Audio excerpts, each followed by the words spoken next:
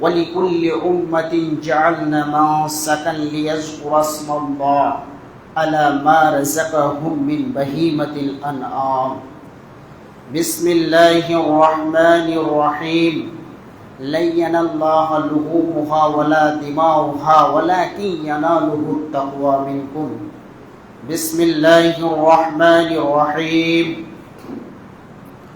واتلوا عليهم نبأ ابن آدم إذ قربا قربانا فتقبل من أحدهما ولم يتقبل من الآخر قال لا أقتلنك إنما يتقبل الله من المتقين সম্মানীয় সুযোগ্য আজকের হাজিরিন জুমার মুসাল্লিগণ, সর্বে আকারে সেই মহান আল্লাহ সুবহানাহু ওয়া তাআলা সত্তার কৃতজ্ঞতা জ্ঞাপন করি, যে মহান সত্তা আল্লাহ সুবহানাহু ওয়া তাআলা আজকে আমাদেরকে তিনার পবিত্র স্থানে আসার একটি সুবর্ণ সুযোগ দান করেছেন। এর জন্য সেই মহান মুনিবের দরবারে একবার শুকরিয়া জ্ঞাপন করি। তাই সকলে অন্তরের অন্তঃস্থল থেকে বলি আলহামদুলিল্লাহ। দরুদ ও সালাম বর্ষিত হোক আকাই নামদার তাজদারে মাদানী নবিকুল শিরোমণি ইমামুল আম্বিয়া মেহবুবে কিবরিয়া খাতামুন নবী নবী মুহাম্মদুর রাসূলুল্লাহ, সকলে বলুন সাল্লাল্লাহু আলাইহি ওয়াসাল্লামের প্রতি লাখো কোটি দরুদ ও শান্তির ধারা বর্ষিত হোক। আল্লাহুম্মা সাল্লি আলাইহি আল্লাহুম্মা বারিক আলাইহি আল্লাহুম্মা আমিন। মুহতারাম মুকাররম, আজকে আমি আল কোরআনুল কারীম থেকে কয়েকটি আয়াত পরিবেশন করেছি, এগুলোকে সামনে রেখে সমমনি দিব। আজকের বিষয়বস্তু কুরবানি সম্বন্ধে থাকবে। যেহেতু কুরবানির কেনাকাটা আমাদের এখন থেকে শুরু হয়ে গেছে, কুরবানির বিষয়কে নিয়ে আজকে আপনাদের সামনে আলোচনা রাখবো ইনশাআল্লাহ। আমার কথার দিকে লক্ষ্য রাখবেন। কুরবানিটা কি, কেন, কাদের জন্য করা জায়েজ আছে, কাদের জন্য নাজায়েজ আছে, এবং কুরবানি কখন থেকে শুরু হয়েছে, কুরবানির ধারাবাহিক সেই তথ্যভিত্তিক গভীর আলোচনা রাখবো ইনশাআল্লাহুল আজিজ। তাহলে কুরবানিটা কি? এটা ফরজ না ওয়াজিব না সুন্নাত না সুন্নাতে মুআক্কাদা না মুস্তাহাব, এই একটা বিষয়। দ্বিতীয় হচ্ছে কুরবানিটা কখন থেকে শুরু হয়েছে, কুরবানির তাফসীর কি আছে, মুহাদ্দিসিন ইকরামগণ কি বলেছেন এ বিষয়ে। তো আজকে সে বিষয়টাকে আপনাদের সামনে তুলে ধরবো ইনশাআল্লাহ। তবে কুরবানি এমন একটি ইবাদত, কুরবানির ইবাদত দিয়ে আল্লাহ তাবারক ওয়া তাআলা তার বান্দাকে কি বুঝাতে চাইছেন? কুরবানি নামক ইবাদত দিয়ে বান্দাকে এটাই বুঝাতে চাচ্ছেন যে আল্লাহর নৈকট্য যেন কি করতে পারা যায়, হাসিল করতে পারা যায়, অর্থাৎ আল্লাহর সন্তুষ্টি অর্জন যেন আমরা করতে পারি, এই জন্য কুরবানি। তবে কুরবানি আল্লাহ তাবারক ওয়া তাআলা আমাদেরকে কোন কোন পশু দ্বারা করতে হবে সেটাও আপনাদের সামনে আলোচনা করব ইনশাআল্লাহ। তো কুরবানির সর্বপ্রথম কুরবানি কি থেকে শুরু হয়েছে সেই প্রথম ইতিহাসটা আপনাদের সামনে তুলে ধরছি। সূরা মায়েদাতে আল্লাহ তাবারক ওয়া তাআলা সেই পৃথিবীর শুরু থেকে কুরবানিটা কিভাবে স্টার্ট করেছেন সেই সূরা মায়েদাতে চলেন, তাহলে আমরা জানতে পারবো। পৃথিবীর সর্বপ্রথম মানুষ হলো হযরতে আদম আলাইহিস সালাম, এবং মহিলাদের মধ্যে সর্বপ্রথম মহিলা হলো হযরতে হাওয়া আলাইহিস সালাম। তো ইনাদের যখন পৃথিবীর বুকে সন্তান জন্মগ্রহণ করতেন, তখন হযরতে হাওয়া আলাইহিস সালামের গর্ভে যমজ সন্তান জন্ম নিত, একটা মহিলা একটা পুরুষ, একটা মহিলা একটা পুরুষ। এইভাবে পৃথিবীকে ব্যয়বহুল করেছেন। তা হযরতে আদম আলাইহিস সালাম যখন দুই সন্তানকে জন্ম দিলেন, তাদের দুইজনের কথা তুলে ধরছে। সর্বপ্রথম ঘটনার দিকে লক্ষ্য রাখবেন, সেটা হলো কি, একজনের নাম হলো হাবিল আর একজনের নাম কাবিল। হাবিলের সঙ্গে যে মহিলাটি জন্ম নিয়েছিলেন সে মহিলাটির নাম হলো লিউজা, আর কাবিলের সঙ্গে যে মহিলাটি জন্ম নিয়েছিলেন কাবিলের বোন, তার নাম হলো ইকলিমা। তো সেই জামানার রীতিনীতি ছিল, হযরতে আদম আলাইহিস সালামের নীতি ছিল যে যার সঙ্গে যার যমজ বোন জন্ম নেবে তার সঙ্গে তার পরের বছরে যে বোনটি জন্ম নেবে তার বিয়ে হবে। এখন হাবিলের সঙ্গে হয়েছে লিউজা আর কাবিলের সঙ্গে হয়েছে ইকলিমার জন্ম। তো কাবিল ইকলিমাকে পাচ্ছে না, যেহেতু ওরা একই বছরে জন্ম নিয়েছে একই সঙ্গে। আর হাবিল কাবিলের সঙ্গে যে মহিলাটি জন্ম নিয়েছেন তার নাম হলো লিউজা, তাহলে হাবিল কিন্তু লিউজাকে বিয়ে করতে পাবে না, তার কারণ রেগেনেস্টে যে আসবে তার সঙ্গে তার বিয়ে হবে। এখন হাবিল পাচ্ছে কাকে? ইকলিমাকে, কিন্তু কাবিল কোনো মতে এটা মানবে না। তার কারণটা হচ্ছে কি, তাফসীরের মধ্যে যেটা লিখেছেন যে ইকলিমা ছিলেন অপরূপা সুন্দরী, এই সুন্দরের কারণে এখন কাবিল তার পিতার আইনকে, আল্লাহর বিধানকে লঙ্ঘন করে দিচ্ছে, বলছে আমি এটা মানতে পারি না। আমার সঙ্গে যখন ইকলিমার জন্ম হয়েছে, আমার একে হক বেশি, এর সঙ্গে আমার বিয়ের অধিকার বেশি, সে মানতেই চাইছে না। তো ইকলিমাকে পাওয়ার জন্য কাবিল প্রচুর প্রচেষ্টা চালাচ্ছে, কিন্তু এ বিধান মেনে নেওয়া যাবে না।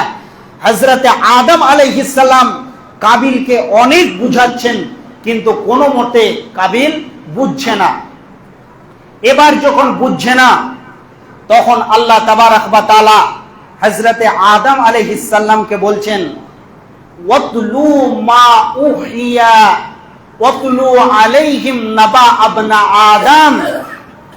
হে আদম আলাইহিস সালাম, নাবা আবনা আদম ইজ কররাবা কুরবানান ফাতাকুবিলা। ফাতাকুবিলা তার মানে আপনি আপনার দুইজন সন্তানকে কি করেন? আল্লাহর রেজামন্দি এলাহি, অর্থাৎ আল্লাহকে যদি সন্তুষ্ট করতে চাই তাহলে এদের দুই ভাইয়ের আমি পরীক্ষা নিব। ইজ কররাবা কুরবানান ফাতাকুবিলা মিন আহাদিহিমা ওয়ালাম ইতাকাব্বাল মিনাল আখির। তাদের দুই ভাইকে কুরবানি করতে বলেন, যার কুরবানি কবুল হবে সেই ইকলিমাকে বিয়ে করতে পাবে। এই আদেশ যখন হযরতে আদম আলাইহিস সালাম তিনার দুই সন্তানকে এই কথাটা বললেন, তখন হযরতে আদম আলাইহিস সালামের কথা অনুযায়ী হযরতে হাবিল আলাইহিস সালাম, হযরতে হাবিল ছিলেন কি, সে ছিল গৃহপালিত পশু, সে কি করত? পালিত করত ঘরে। আর কাবিল ছিল কৃষক মানুষ।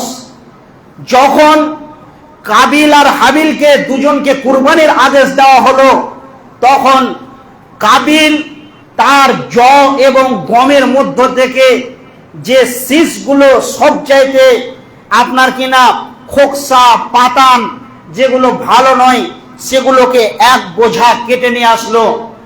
আর হাবিল তার গৃহপালিত পশু অর্থাৎ ভেড়া কিংবা দুম্বার মধ্যে থেকে সবচাইতে যে পশুটা দেখতে ভালো, সুন্দর, হৃষ্টপুষ্ট, তরতাজা, সেই পশুটাকে হাবিল নিয়ে আসলো এবং গমের একটি আঁটি এবং সেই পশুটাকে এক জায়গাতে রাখানো হলো। তো যখন আল্লাহ তাবারক ওয়া তাআলা দেখছেন যে হাবিল একটি সুন্দর দুম্বাকে নিয়ে এসে এখানে উপস্থিত করেছে এবং কাবিল তার গম এবং জয়ের মধ্য থেকে যেগুলো খারাপ সেগুলোকে জমা করেছে, তো আল্লাহ তাবারক ওয়া তাআলা তিনি তিনার কুদরতি পাওয়ারে সেই আসমান থেকে একটি আগুনের ঝলক আসলো এবং কাবিলের দুম্বাটাকে পুড়িয়ে দিল। অর্থাৎ ইতাকাব্বালুল্লাহ, আল্লাহ তাবারাক ওয়া তাআলা ওটাকে কি করে নিলেন? কবুল করে নিলেন। এবং কাবিলের সেই শীষ, সেই আঁটিকে কবুল করলেন না। তখন কাবিলের মনে রাগ হয়ে গেল, সে গুসায় গুসা হয়ে গেল, সে রাগে রাগান্বিত হয়ে গেল, চোখ মুখকে লাল করে দিয়ে তখন বলছেন কল আল্লাহ আকতুলান্নাকা, তার ভাই হাবিলকে ও কি করবে? কতল করবে। তো আল্লাহ তাবারাক ওয়া তাআলা কি বলছেন? ক্বালা ইন্নামা ইয়াতাকাব্বালুল্লাহু মিনাল মুত্তাকিন, আল্লাহ তাবারাক ওয়া তাআলা কাদের বিধানকে কবুল করবেন, কাদের কুরবানিকে কবুল করবেন? যারা তাকওয়াওয়ালা, খোদাভীরু, আল্লাহকে যারা ভয় করে। নিশ্চয়ই আল্লাহ ইন্নামা ইয়াতাকাব্বালুল্লাহু মিনাল মুত্তাকিন, নিশ্চয় আল্লাহ তাবারাক ওয়া তাআলা মুত্তাকিদেরকেই কবুল করবেন। অর্থাৎ তিনার কুরবানিটা কবুল হয়ে গেল। আর সেই সময় তখন কাবিল হাবিলকে হত্যা করে দিল। তাহলে পৃথিবীর একটা জঘন্যতম হত্যা নামে জিনিস শুরু হয়েছে একজন মহিলাকে দিয়ে, আর এইভাবে কুরবানির রীতিনীতি শুরু হলো। তাই আল্লাহ তাবারাক ওয়া তাআলা বলছেন যে ওয়ালিকুল্লি উম্মাতিন জাআলনা মানসাকান লিয়াযকুরা ইসমাল্লাহ, আমি সারা পৃথিবীতে প্রত্যেকটি জাতির জন্য কুরবানির বিধান দিয়েছি। আলা মা রাযাকাকুম মিন বাহিমাতিল আনআম, এবং তাদের গৃহপালিত চতুষ্পদ জন্তু আল্লাহর নামে তারা কি করবে? উৎসর্গ করবে। অতএব এখন আপনি যে পশুটি কুরবানি করবেন, সে পশুটি অনেক অনেক মুফাসসিরিনদের মত যে ওই পশুটা কুরবানি করে বেশি আপনি আল্লাহর নৈকট্য লাভ করবেন এবং বেশি নেকি পাবেন।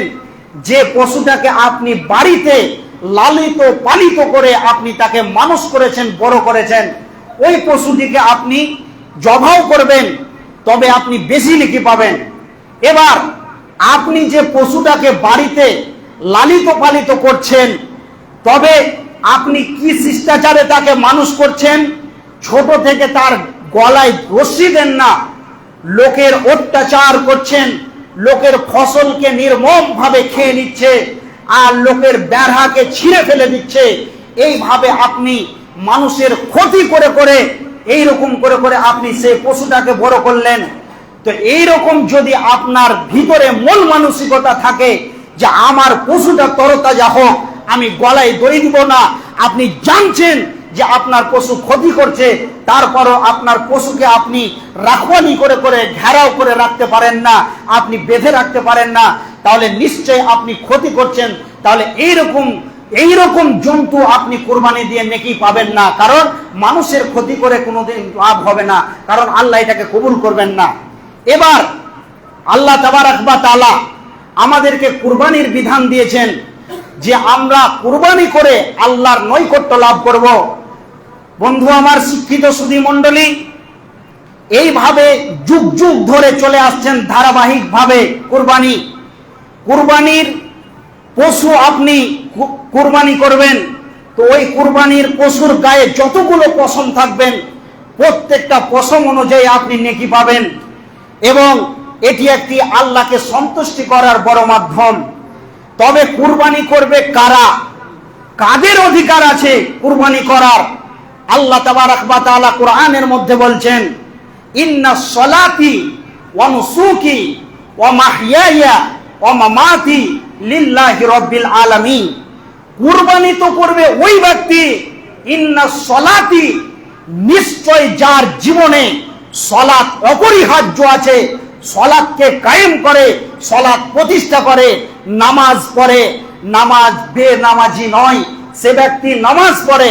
তাই এই প্রথমে আল্লাহ বলছেন ইন্নাস সলাতি, যে ব্যক্তি নিশ্চয় সলাত আদায় করলো, ওয়ানুসুকি, তারপরে সে কুরবানি করবে, ওয়া মাহইয়ায়া, এবং সে যে বেঁচে আছে, ওয়া মামাতি, উনি যে মরবে, লিল্লাহি রাব্বিল আলামিন, সব কিছুটাই হবে লিল্লাহি রাব্বিল আলামিন, আল্লাহ তাবারাক ওয়া তাআলার জন্য।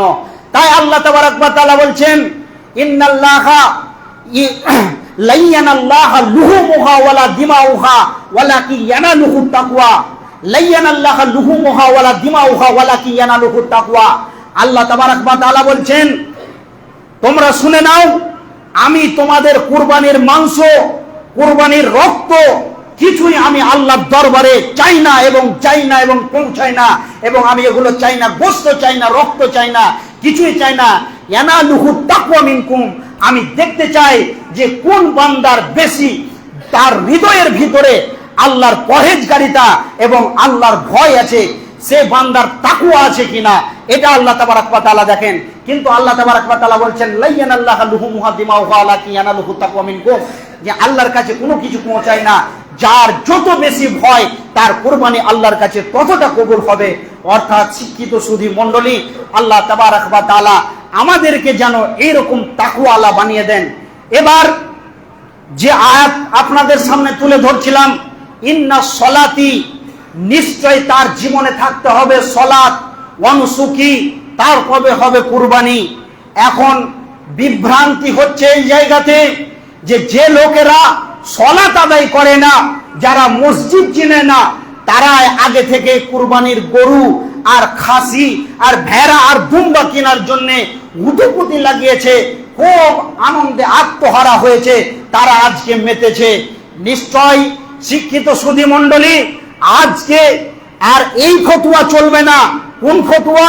যে মুলবিদেরকে বলতে হবে না যে ওই রকম কুরবানি পশু কুরবানি হবে না, যে তাই সে পশুটা দুর্বল, সিং ভাঙা, আর মানুষের কাছে পয়সার অভাব নাই, সে নাম ফুটানোর জন্য সবচাইতে বড় পশু, সবচাইতে যেটা হৃষ্টপুষ্ট, এটাই কিনছে, আর দেখতে পাওয়া যায় না। আজ থেকে 10 থেকে 15 বছর আগে মানুষের অর্থের অভাব ছিল, তাই দুর্বল পশুগুলাকে কিনতো আর ওই বিষয়ে বক্তব্য রাখতে হতো। নিশ্চয় ওই পশুগুলা কুরবানির জন্য প্রযোজ্য হবে না, এটা জায়েজ হবে না। যে পশুগুলো এতটাই দুর্বল যে যেই জায়গাতে আপনি ওই পশুটাকে জবাহ করবেন, অর্থাৎ নাহার করবেন, ওই জায়গাতে সেই পশুটা হেঁটে যেতে পারবে না, এরকম দুর্বল প্রাণী আর কেউ কিনে না। আর ওই পশুগুলো হবে না যারা শুরু থেকে অন্ধ, যার শুরু থেকে কি নাই, সিং নাই, তারপরে ওই পশুটা এতটাই দুর্বল যে তার গায়ে কোনো গোশত নাই, এরকম পশু কুরবানি হবে না। অনেক মুহাদ্দিসিনগণের মত এবং সাহাবা ইবনে মাজমাইন রাদিয়াল্লাহু তাআলা আনহুরাও বলেছেন যে এরকম পশু কুরবানি আল্লাহ রাসূল দিতেন না। যখন তিনি হাজ্জাতুল বিদাতে শেষ ভাষণ দিয়েছিলেন, সেই দিনে আল্লাহ রাসূল সাল্লাল্লাহু আলাইহি ওয়াসাল্লাম 100টি গরু কুরবানি দিয়েছিলেন। তার মধ্যে 63টি কুরবানি রাসূল সাল্লাল্লাহু আলাইহি সাল্লাম নিজ হাতে দিয়েছে। নিশ্চয় যাদের সামর্থ্য আছে তাদেরকে কুরবানি দিতেই হবে। যদি ওরা কুরবানি না দেয়, সামর্থ্য থাকা অনুযায়ী সে যদি কিপটে হয়, বখিল হয়, কানচুসি করে দিয়ে যদি তার সামর্থ্য থাকা অনুযায়ী কুরবানি না দেয়, তাহলে ওই লোকটির ব্যাপারে রাসূল সাল্লাল্লাহু আলাইহি সাল্লাম বলছেন সে যেন ঈদগাহের ময়দানে না যায়। তাহলে যে মানুষের সামর্থ্য আছে কুরবানি দেওয়ার, তাদেরকে অবশ্যই কি করতে হবে? কুরবানি করতে হবে। আজকে বর্তমান পরিস্থিতিতে কুরবানি কেনার জন্য আমাদের হুটোপুটি লেগেছে এবং আমাদের প্রতিযোগিতা চলছে, কিন্তু মসজিদ যে খালি হয়ে আছে, আল্লাহ তাবারাক ওয়া তাআলা যে বলছেন আগে সর্বপ্রথম তুমি সালাত আদায় করো, তারপরে কুরবানি করো। কিন্তু আজকে আমরা সালাতে নাই, কিন্তু কুরবানির জন্য হুতুপুতি। তাহলে যে লোকেরা সালাত আদায় করে না, তাদের কি কুরবানি দিয়ে কোনো লাভ আছে? জি না। মদিনা মানওয়ারার ইউনিভার্সিটির ফতোয়া অনুযায়ী তাদের কুরবানি কোনো কাজে আসবে না। যে লোকের জীবনে সালাত নাই, যে লোক নামাজ প্রতিষ্ঠা করতে পারে না, তার কোনো ইবাদত আল্লাহর দরবারে কবুল হবে না। তাহলে শিক্ষিত সুধী মণ্ডলী, আপনার সর্বপ্রথম কি করতে হবে? সালাত আদায় করতে হবে। তারপরে আপনাকে বলছেন ওয়ানুসুকি, তারপরে তুমি কুরবানি করো। তো আজকে বর্তমান পরিস্থিতিতে যদি এরকম ফতোয়া জারি হয় যে বেনামাজির সাথে কুরবানি দেওয়া যাবে না, তাহলে আপনি লোক খুঁজে পাবেন না। যদি বলা হয় যে সুদখোরের সাথে কুরবানি দেওয়া যাবে না, তাহলে দেখেন গোটা গ্রামকে তন্ন তন্ন করে ঘুরেন, আর পশ্চিম বাংলাতে দেখেন প্রতিটা বাড়িতে এলেন্টিক আর সুদ নামে জিনিসকে ভরে দিয়েছে। বেঈমানদের চক্রান্তে সুদ ঢুকে গেছে। তাহলে যদি আপনি বলেন যে কোনো সুদখোরের সঙ্গে কুরবানি দেওয়া জায়েজ হবে না, তাহলে আপনি ভালো মানুষই খুঁজে পাবেন না, কারণ সুদের সাথে আজকে সকলেই আমরা জড়িত। অতএব তাহলে যারা ইমানদার আছে তাদেরকে নিশ্চয়ই বাঁচতে হবে। দরকার হলে একটা ছোট ছাগল কিনে নিয়ে এসে তাকে কুরবানি দিতে হবে, কিন্তু সে যদি নিজেকে ইমানদার মনে করে, সে যদি তাকওয়াওয়ালা মনে করে, সে যদি মনে করে যে আমি আল্লাহর খাস বান্দা হব, তাহলে নিশ্চয় সে বান্দা কি করবে না, সুদখোর এবং বেনামাজি এবং যারা মদখোর, যারা মাতাল, তাদের সঙ্গে সে কি করবে না, কুরবানি দিতে যাবে না। অতএব শিক্ষিত সুধী মণ্ডলী, কুরবানির আগে আল্লাহ তাবারাক ওয়া তাআলা হুঁশিয়ারি করছেন, আগে সর্বপ্রথম তুমি কি করো, সালাত আদায় করো। আজকে দেখেন রোজা নামাজের কোনো আমাদের ভ্রুক্ষেপ নাই, কিন্তু কুরবানির জন্য আমাদের মাতামাতি সৌদি আর কেরল আর এখান ওখান থেকে, পশ্চিম বাংলা নয় সারা পৃথিবীতে মানুষ, আমরা যাই ওদের দেশে, ওরা যায় আবার অন্য দেশে, কিন্তু যখন একটা উৎসব আসে তখন আমরা সকলেই সেই 3000 কিলোমিটারের পথকে পাড়ি দিয়ে আমরা আসি কুরবানির উৎসব পালন করার জন্যে। আর আমরা এটা মনে করি যে কুরবানি করব আর আনন্দে আত্মহারা হয়ে কুরবানির মাংস খাবো, এরকম সবারই মনের চেতনা এবং মনের আশা আকাঙ্ক্ষা এবং তামান্না।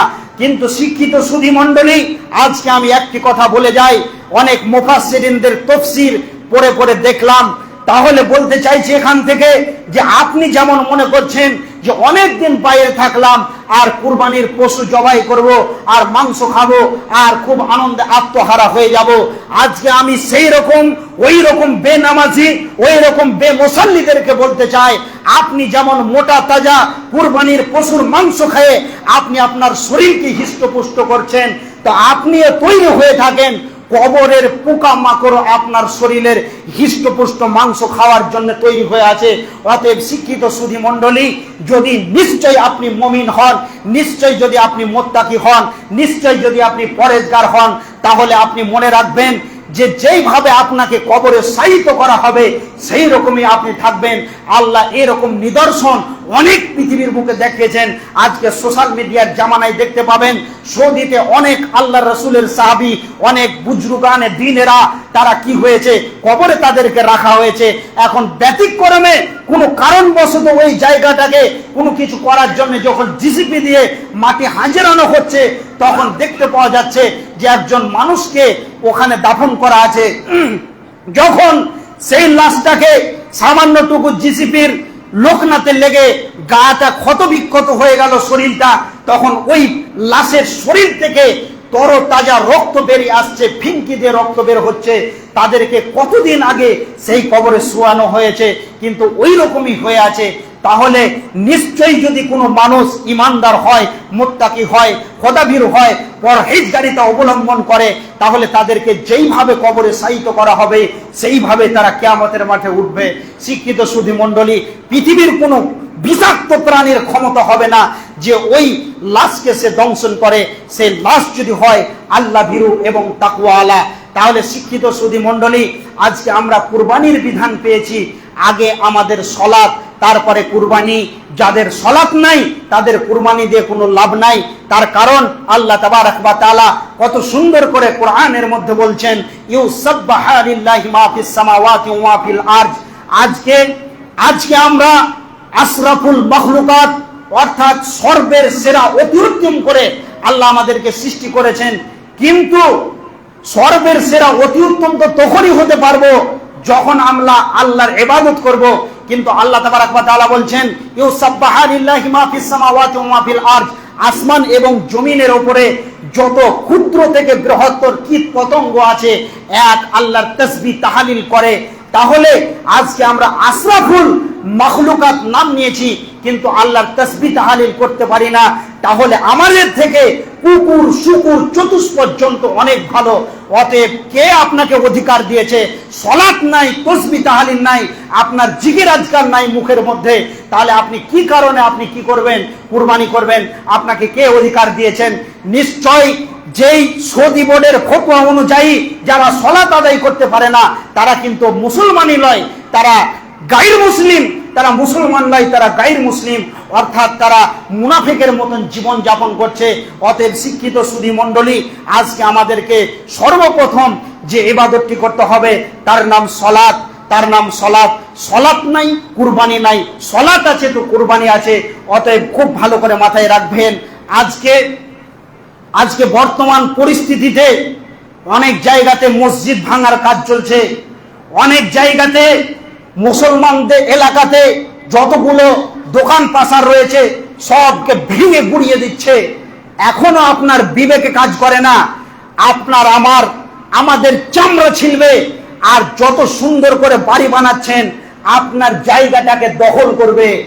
আপনি মনে করিয়েন না যে আমি 5 তলার বিল্ডিং বানিয়েছি, আমি ঢুকে যাব, আমার কিছু করতে পারবে না। এটা আপনার ভুল ধারণা। আপনি যত সুন্দর করে বাড়ি বানান আপনার জায়গাতে আপনি বসবাস করতে পারবেন না। আজকে মুসলমান এত লাঞ্ছিত কেন? পূর্বের ইতিহাসগুলোকে দেখবেন।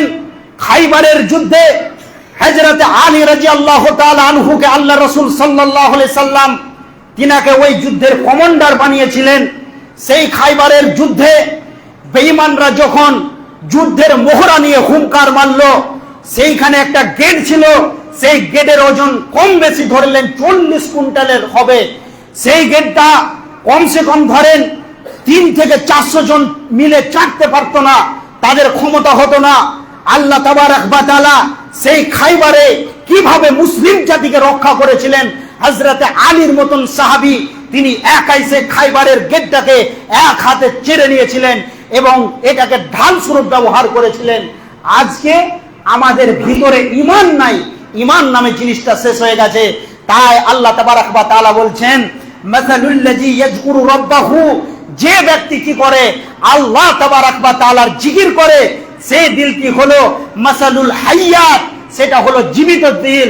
আর যে অন্তরের মধ্যে আল্লাহর জিকির নাই, ও মাসালুল মাইয়াত, সে হলো মৃত্যু ব্যক্তি। অতএব আজকে মুসলিমদের মসজিদ, মাদ্রাসা, খানকা আর যত জায়গা আছে শিক্ষা প্রতিষ্ঠান, আজকে তো মসজিদ মাদ্রাসার পিছনে লেগেছে। কালকে আপনার বাড়ি ভেঙে আপনার বাড়ি ঘর থেকে আপনাকে তাড়িয়ে দিয়ে আপনার বাড়ি ঘরকে দখল করবে। এটাই হলো তাদের চক্রান্ত। শিক্ষিত সুধী মণ্ডলী, আজকে আল্লাহ শান্তিতে রেখেছে, মুসলমানের কোনো ভ্রুক্ষেপই নাই। তাকে যে স্মরণ করতে হবে, তার যে ইবাদত করতে হবে, এরকম আমাদের ভিতরে এখনো সজাগ হয় না। আজকে দেখেন, জাঙ্গে বদরের যুদ্ধে মাত্র মুসলমানদের সংখ্যা ছিল 313 জন, বেঈমানদের প্রতিপক্ষরা ছিল 1313 জন। তাহলে এদের থেকে ডবলের ডবল। তারপরও কেন মুসলমান জাতি বিজয় লাভ করেছিল? তাদের অন্তরে ছিল আল্লাহ, তাদের অন্তরে ছিল আল্লাহ। যখন কয়েকটা যুদ্ধে সাহাবা ইবনে মাজমাইন রাদিয়াল্লাহু তাআলা আনহুরা বিজয় লাভ করে আসছেন, তখন বেঈমানরা তাদের বড় বড় লিডারকে নিয়ে বসে আপসের মধ্যে আলোচনা করছে যে আমরা ওদের থেকে অনেক বেশি, সংখ্যায় ওদের থেকে অনেক বেশি, তাহলে আমরা কেন পরাজয় হচ্ছি তাদের কাছে? তখন সেই বেঈমানরা একটা চক্রান্ত করলো। চক্রান্তটা কি? যে শোন, আমাদের মধ্য থেকে কেউ ওদের সঙ্গে একটু বন্ধু সুলভ, তাদের সঙ্গে একটু মিষ্টি কথা, তাদের সঙ্গে একটু ভাবসাব লাগিয়ে তারা কি করে, তারা কি কৌশলে জিহাদ করে, এগুলোকে আমাদেরকে জানতে হবে। যখন তাদের বড় বড় কাফের মুশরিকদের বড় বড় লিডারেরা যখন একজনকে এইভাবে তাদের খবর নেওয়ার জন্য যখন পাঠালেন, এবার সাহাবা ইবনে মাজমাইনদের সঙ্গে মিশলো। আর মিশার পরে তারা নামাজও পড়তে লাগলো, তাদের সঙ্গে রোজাও করতে লাগলো, এবং সে কিন্তু তাদেরকে পরীক্ষা করার জন্য গিয়েছে। যখনই রাত গভীর হয়ে যায় তখনই তারা কি করে, মসজিদে এসে, সেই খেরকুটার মসজিদে এসে 2 হাত তুলে দিয়ে আল্লাহকে স্মরণ করে। আর ওই যে লিডারেরা তাকে পাঠিয়েছে তাদের খবর আনার জন্য, তারা যখন খবর আনতে গিয়েছে, ও খালি সাহাবা ইবনে মাজমাইনদের দৃশ্যটাকে দেখছে। দেখার পর তখন তারা বলতে লাগলেন, ওখান থেকে যখন ওই কাফের মুশরিকদের বড় বড় নেতাদের কাছে আসলো, আসার পরে বলছেন, আল্লাহর কসম করে বলছি, লাখ মানাতের কসম করে বলছি, ওদের সঙ্গে কোনোদিন আমরা জিহাদ করে যুদ্ধ করে পারবো না। তার কারণ তারা গভীর রাত যখন হয়ে যায়, তারা তাদের কি করে, রবের সঙ্গে কানেক্ট হয়ে যায়। অতএব কোনোদিন তোরা পারবি না ওদের সঙ্গে।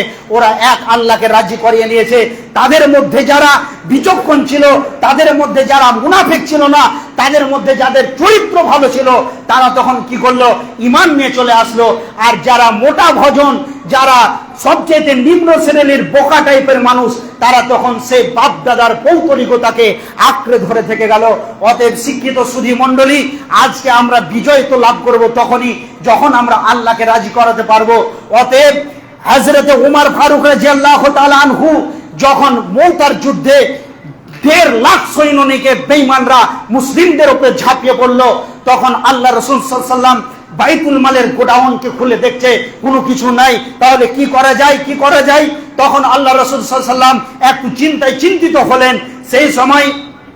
সেই সময় হযরতে উমর রাসূলের দৃশ্যটা দেখে বুঝতে পারছেন আল্লাহ রাসূল যেন একটু টেনশন অনুভব করছেন। নবীজিকে বলছেন, ইয়া রাসূলুল্লাহ, আপনি কিসের জন্য এত টেনশন করছেন? তখন বলছেন, উমর তুমি ঠিক ধরেছো, আমার অন্তরের খবরটা তুমি ঠিক ধরেছো। তাহলে উমর কি করে এটাকে সামলানো যায়? 1.5 লক্ষের বিরুদ্ধে মাত্র 15,000, কি করে এটাকে সামলানো যায়? হযরতে উমর তখন আল্লাহর নবীকে বলছেন, ইয়া রাসূলুল্লাহ, আপনি বলেছেন মাসালুল লাযী ইয়াযকুরু রাব্বাহু, যার দিলে ঈমান আছে, যে আল্লাহকে স্মরণ করে তারা হলো জীবিত, যারা আল্লাহকে স্মরণ করে না তারা মৃত্যু। অতএব 1.5 লক্ষ বেঈমানদের বিরুদ্ধে আমি উমর একাই লড়ব। তাহলে এখান থেকে উমরের পাওয়ারটা কি ছিল? তারা তাদের শক্তিতে করেনি, তারা তাদের ইমানি পাওয়ার, ইমানি কুদরত, ইমানি তাকওয়াতে তারা লড়াই করেছিলেন। সারা পৃথিবীর বেঈমানদেরকে তারা কি করেছিলেন? হিসু করিয়ে ছেড়েছিলেন। আজকে আমরা রসুলের সুন্নত তো দূরের কথা, 5 ওয়াক্ত সালাত করতে পারি না। যেগুলো আগে অপরিহার্য করা দরকার সেগুলোতে নাই, আর মুসলমান কুরবানির জন্য মেতে গেছে। অনেক সাহাবী, হযরত আবু বকর রাদিয়াল্লাহু তাআলা আনহু রাসূলের একজন বিখ্যাত সাহাবী, এবং তিনি হলেন রাসূলের শ্বশুর। হযরত উমর রাসূলের খুব কাছের মানুষ, যাদেরকে রাসূল সাল্লাল্লাহু আলাইহি সাল্লাম জান্নাতের সার্টিফাই দিয়েছেন। এই রকম সাহাবীরা কুরবানি করেননি, যে এটাকে যেন জাতি ফরজ না মনে করে নাই। তাহলে আপনি কি বোঝাতে চাইছেন? সালাত নাই, এত কিসের কুরবানির জন্য মাতামাতি? অতএব যারা ঈমানদার, যাদের লজ্জা আছে, তারা সালাত পড়বে এবং কুরবানি করবে। যাদের লজ্জা নাই, যারা বেহাইয়া মুসলমান, যারা নিমখারাপ নির্লজ্জ, তারা কুরবানি দেওয়ার জন্য কুদবে আর নামাজ পড়বে না। অতএব শিক্ষিত সুধী মণ্ডলী, আল্লাহ তাবারক ওয়া তাআলা আমাদেরকে 5 ওয়াক্ত মুসাল্লি হিসাবে যেন কবুল করেন। সকলে বলেন আল্লাহুম্মা আমিন। বিসমিল্লাহির রহমানির রহিম। কুল হুয়াল্লাহু আহাদ, আল্লাহুস সামাদ, লাম ইয়ালিদ ওয়া লাম ইউলাদ ওয়া লাম ইয়াকুল লাহু কুফুয়ান আহাদ। আল্লাহুম্মা সাল্লি আলা মুহাম্মাদ ওয়া আলা আলি মুহাম্মাদ কামা সাল্লাইতা আলা ইব্রাহিম ওয়া আলা আলি ইব্রাহিম